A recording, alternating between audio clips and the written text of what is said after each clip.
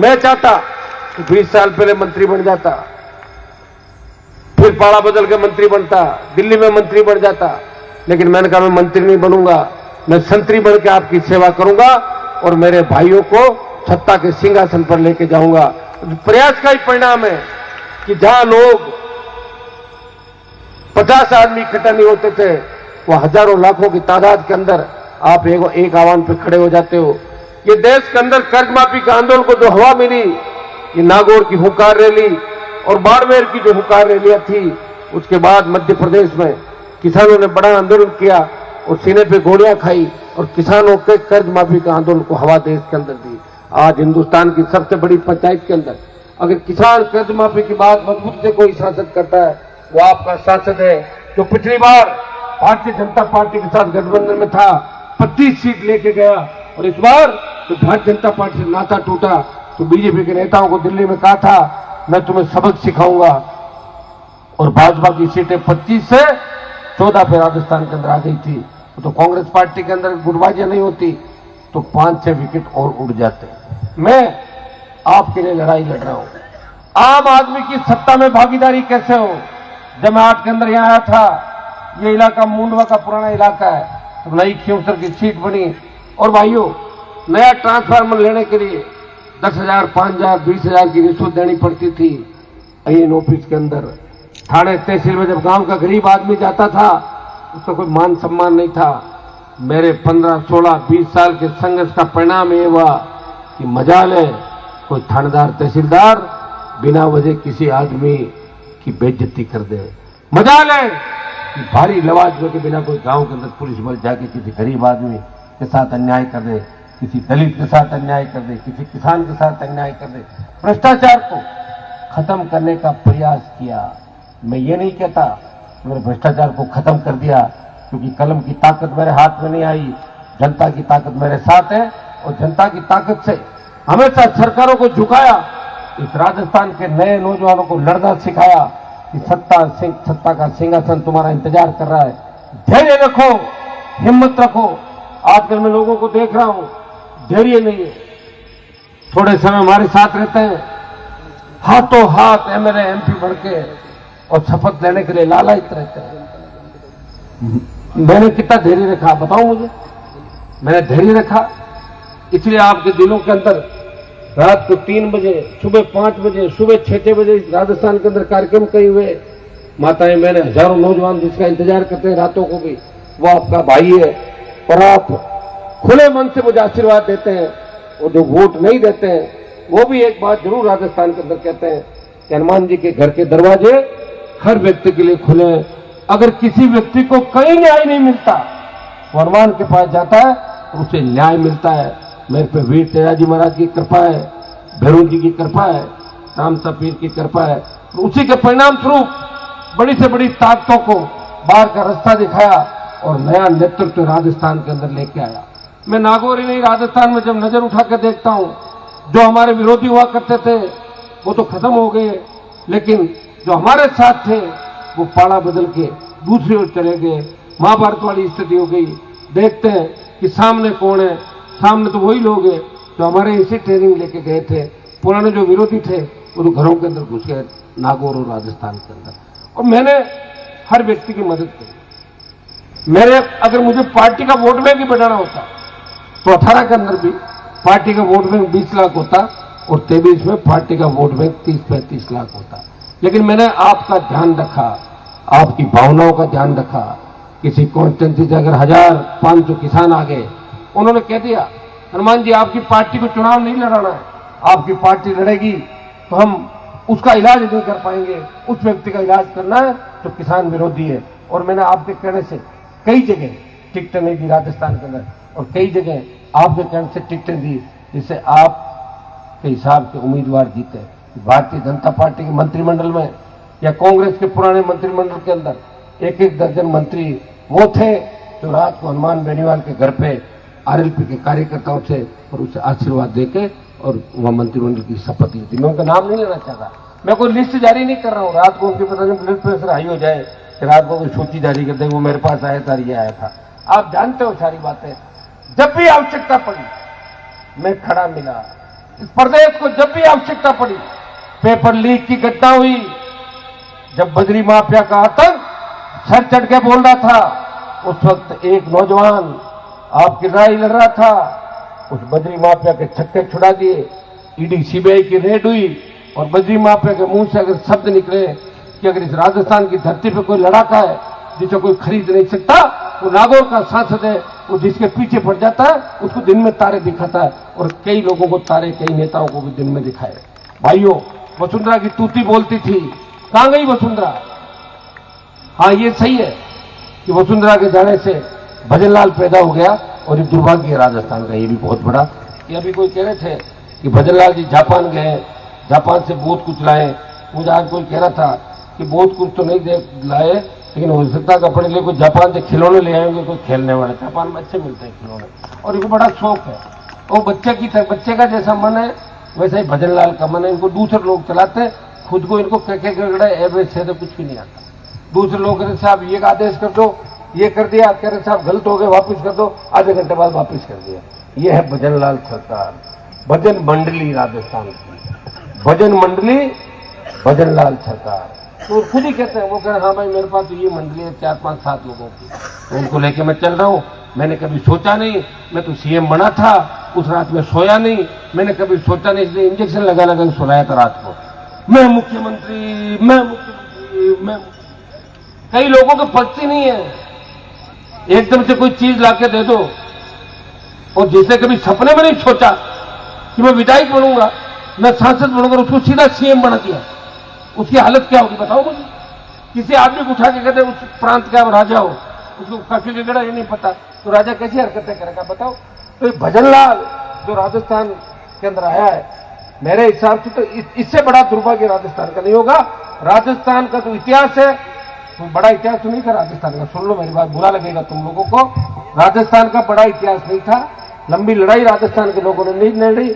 जिस स्टेट में तीसरी पार्टी बनने में अगर 70 साल लगे, उस स्टेट के अंदर इतिहास बहुत कम है।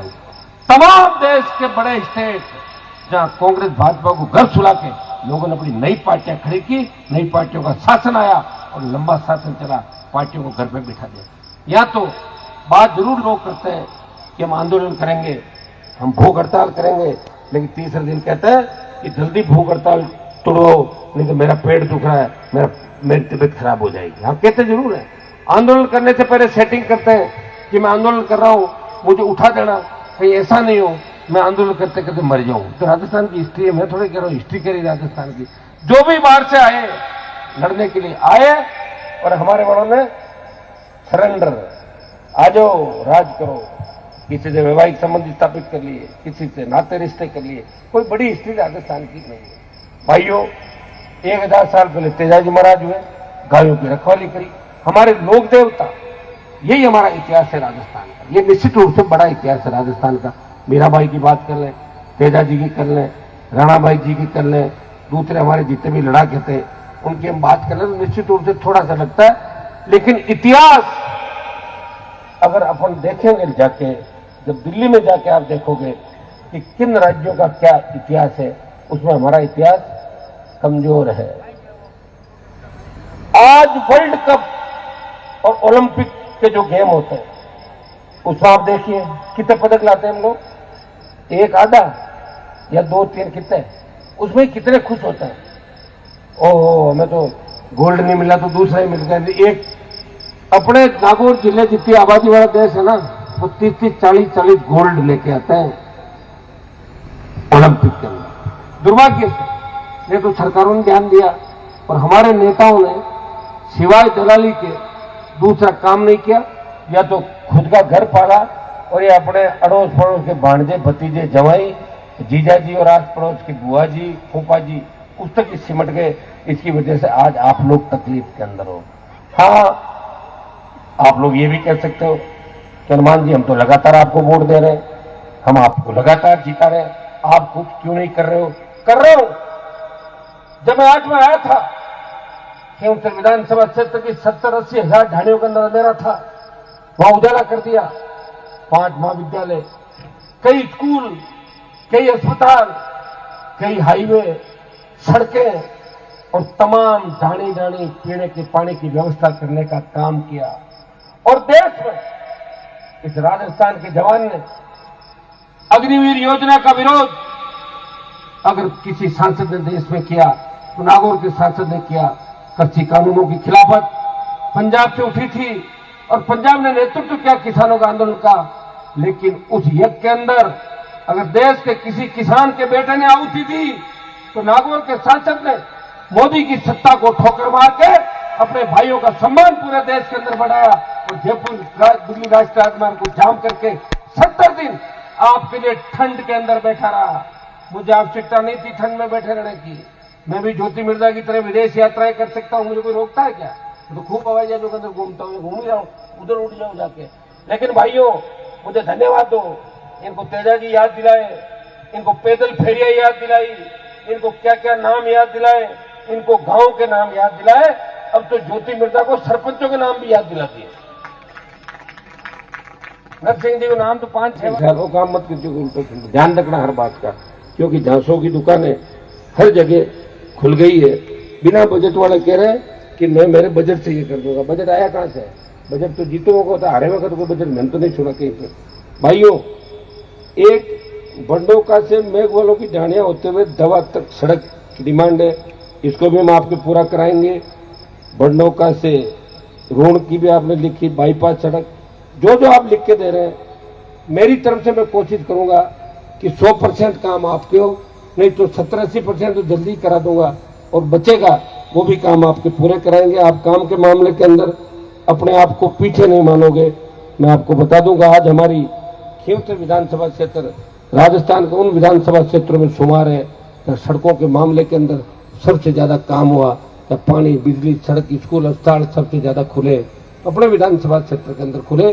प्रयास किया था और प्रयास का परिणाम ये हुआ कि आप लोग एक शिक्षा लक्ष्य आपका रहा और देखते ही देखते हमारे बच्चे आगे बढ़ने लगे। एक आपकी गडला, और मैं तो पढ़ लूंगा, ज्योति और पढ़ी जो मैं पहले बताया ठंडा कहती और क्या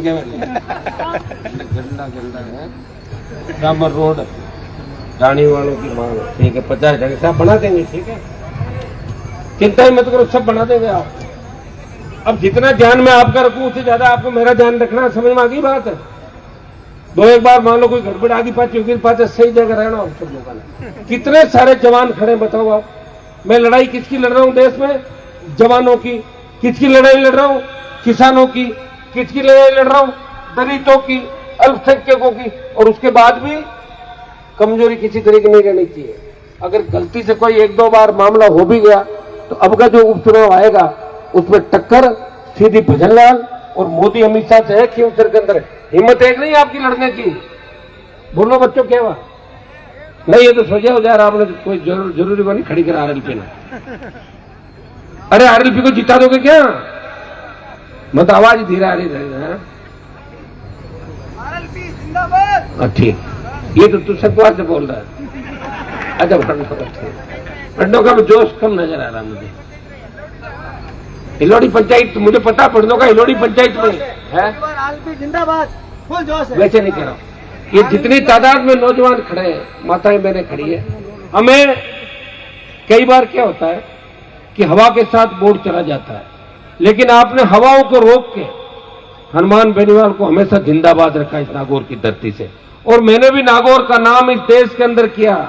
मोदी को भी सपने में याद आता हूं, हनुमान काबू नहीं आ रहा है, वो नागौर का रहने वाला तेजा जी का भक्त है। इसलिए आपको मुझे ताकत देनी है। इस उपचुनाव से कोई राजस्थान की सत्ता में परिवर्तन नहीं होगा। ऐसा नहीं कि इससे भजनलाल गिर जाएगा, रह जाएगा, लेकिन राष्ट्रीय लोकतांत्रिक पार्टी की राजधानी खींवसर है और खींवसर विधानसभा क्षेत्र के अंदर जीत का मार्जिन हजारों पार होना चाहिए।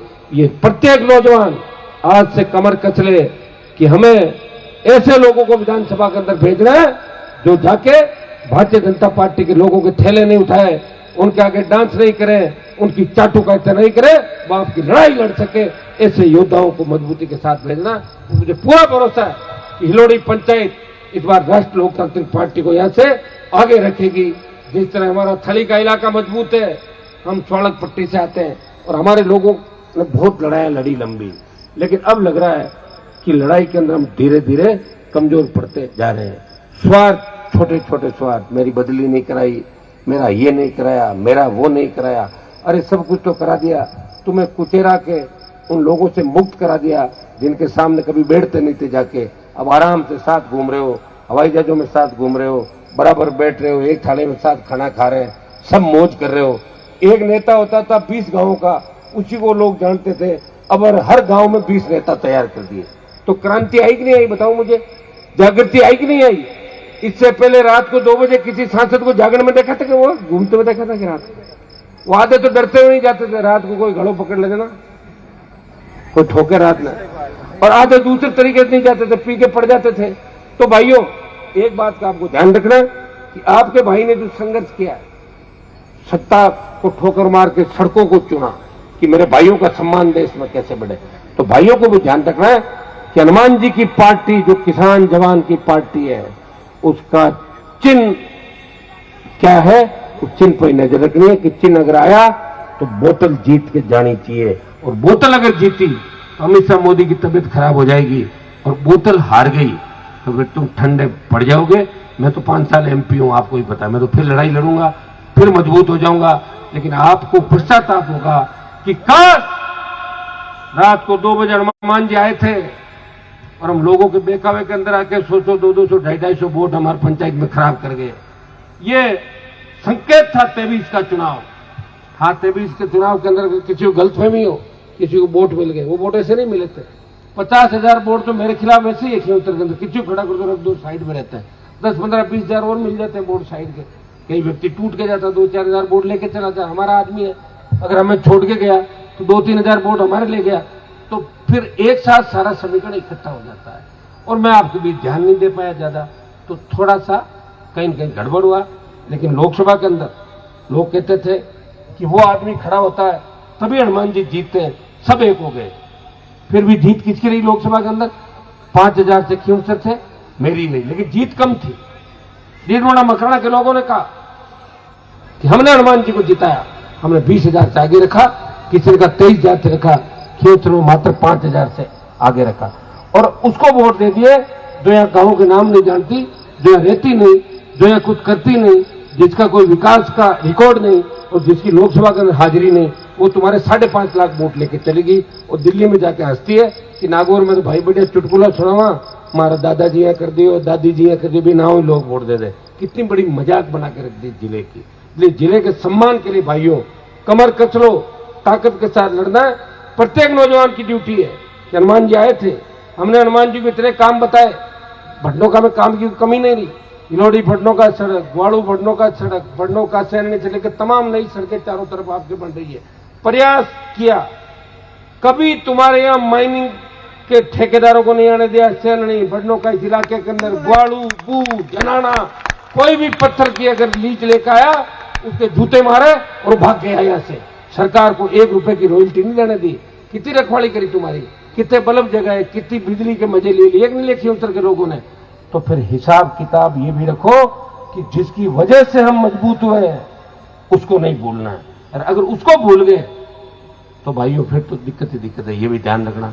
कोई ऐसे दलाल के हाथ में अगर खींवसर सौंप दिया जो 20%, 25%, 30% कमीशन खाता है, वो तो हिस्सा खोल के बैठ जाएगा। गांव गांव के अंदर 4 दलाल खड़े हो जाएंगे, उसके बाद ढूंढते रहोगे कि हनुमान जी ने जो बात कही थी वो सही बात थी, लेकिन समय निकलने के बाद समय वापस नहीं आता। इसलिए मैं आपको मजबूत, मेरे भाइयों को आपकी ताकत याद दिलाने के लिए आया हूं।